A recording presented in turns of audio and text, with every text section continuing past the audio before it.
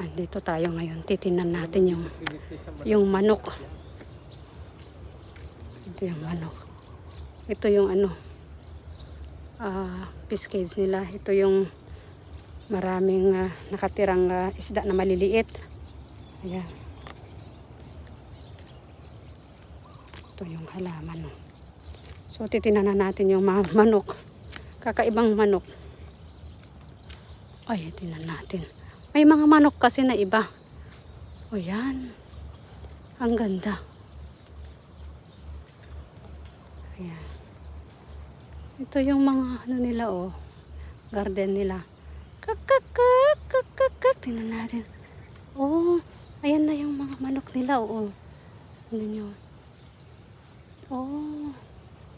Yung manok nilang nakakaibang pa. Nakatago na sila.